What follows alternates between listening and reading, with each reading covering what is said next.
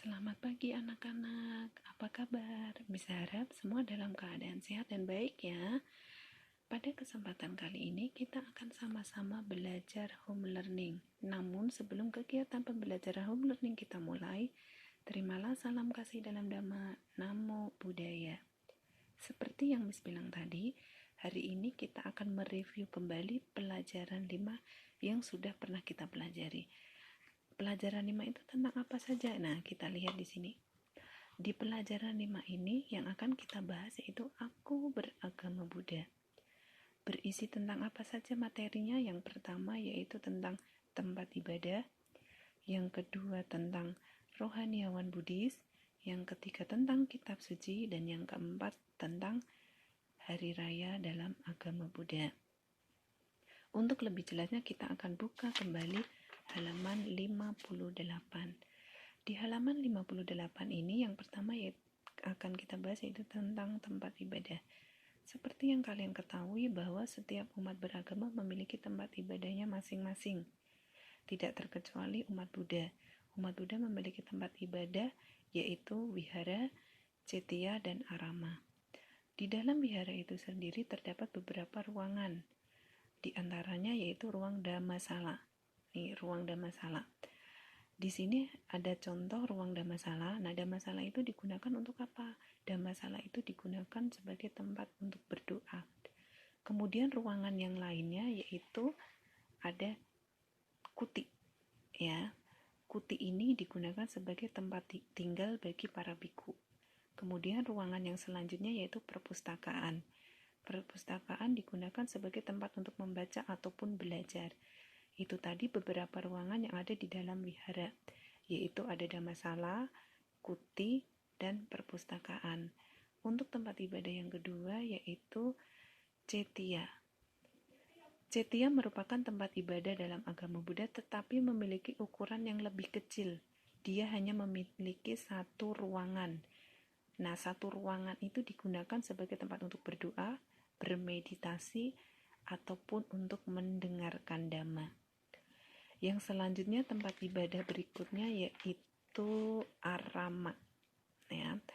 Arama di sini perbedaan arama dengan cetya ataupun dengan wihara yaitu arama memiliki fasilitas yang sangat lengkap dan memiliki ukuran yang lebih besar dibanding wihara ataupun cetya.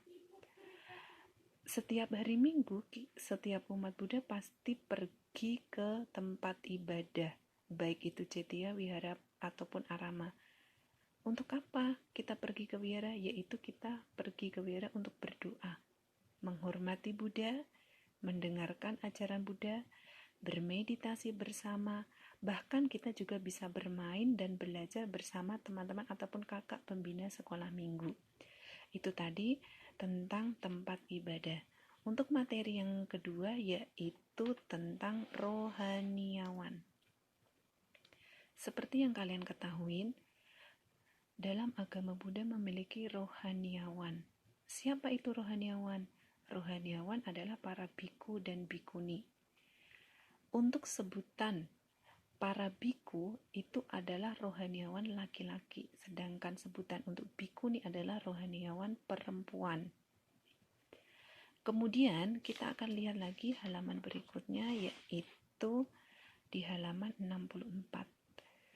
Para biku dan bikuni tersebut mereka hidup untuk agama Buddha. Mereka memakai pakaian yang disebut dengan jubah. Jubah itu ada beberapa warna, yaitu warna coklat, kuning, merah, ataupun warna abu-abu. Selain memiliki jubah yang berwarna lebih dari satu, para biku juga memiliki panggilan atau sebutan lebih dari satu.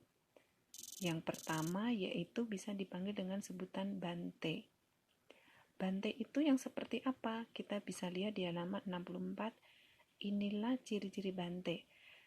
Bante memakai jubah tertutup seperti di halaman 54. Untuk yang selanjutnya yaitu panggilan suhu.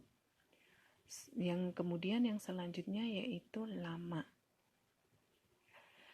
Itulah para rohaniawan dalam agama Buddha. Selain para rohaniawan yang disebutin tadi, ada juga rohaniawan yang baru bergabung menjadi seorang biku atau disebut bakal biku ataupun bikuni. Mereka dipanggil dengan sebutan samanera untuk bakal biku, sedangkan samaneri adalah bakal bikuni.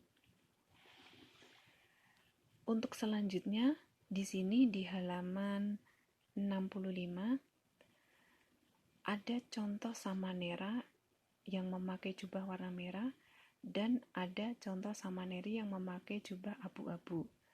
Jika kita bertemu dengan para rohaniawan tadi, kita tidak lupa memberikan penghormatan dengan cara berdiri, kemudian beranjali dan mengucapkan salam Buddhis. Salam Buddhis di sini yaitu kita bisa mengucapkan dengan kata Namo Buddhaya, Namaste, Sukihoto ataupun Amitofo. Itu tadi materi tentang rohaniawan Buddhis. Untuk materi yang selanjutnya yaitu tentang kitab suci Buddhis. Umat Buddha memiliki kitab suci yang disebut dengan Tipitaka atau Tripitaka. Ti atau tri artinya 3, sedangkan pitaka artinya keranjang. Jadi Tipitaka kalau digabung artinya 3 keranjang. Mengapa disebut demikian? Karena kitab suci itu tidak hanya dalam satu buku saja, tetapi dia memiliki beberapa bagian yang dibagi menjadi 3 kelompok atau 3 keranjang. Buku-buku kitab suci itu berisi tentang apa? Yaitu berisi tentang kumpulan ajaran Buddha yang dikumpulkan menjadi satu, yaitu di kitab suci Tripitaka.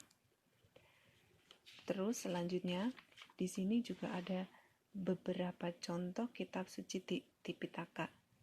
Mungkin dari kalian anak-anak ada yang belum pernah melihat kitab suci Tripitaka.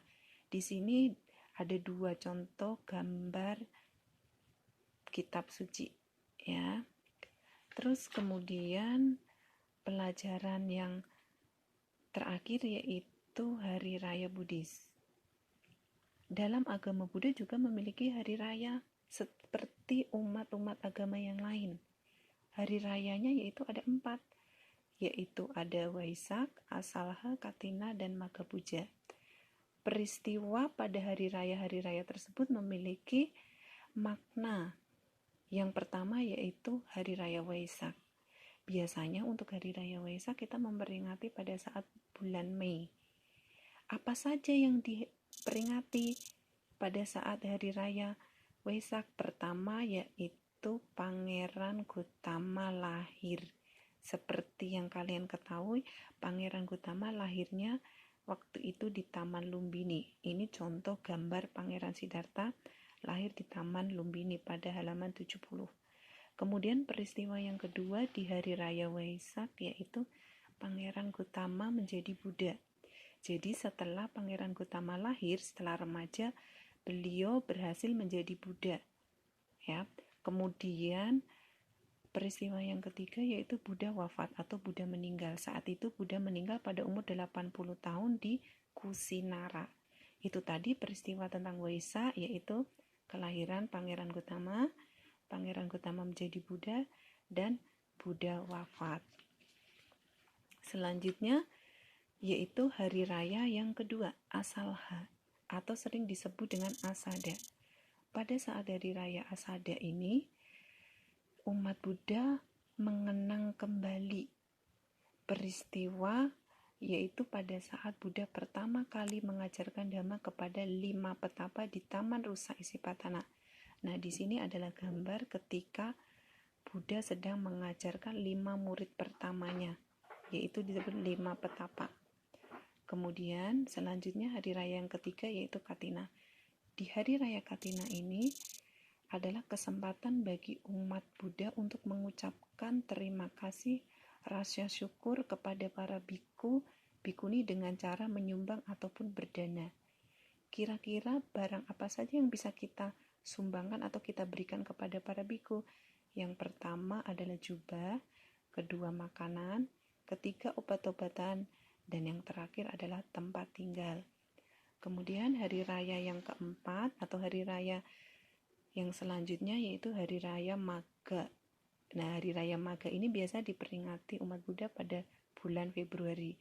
Pada zaman Buddha dulu, suatu malam ada banyak sekali para biku yang berkumpul.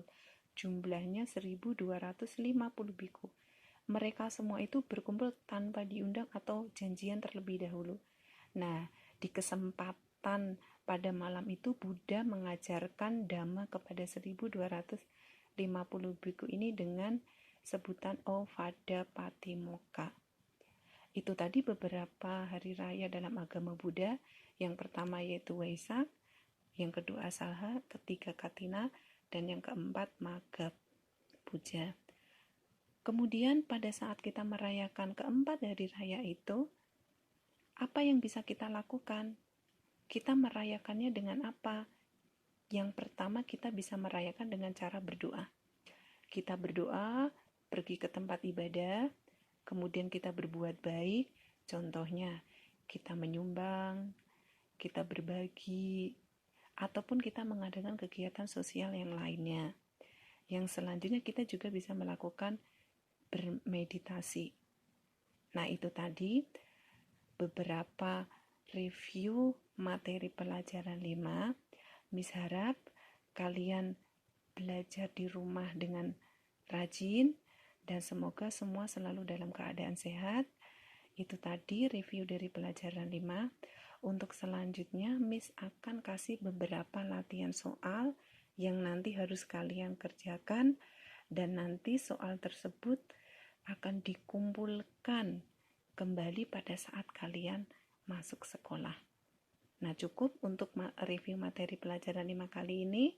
Akhir kata dari Miss, Namo Sayang Adi Budaya. Namo Buddhaya.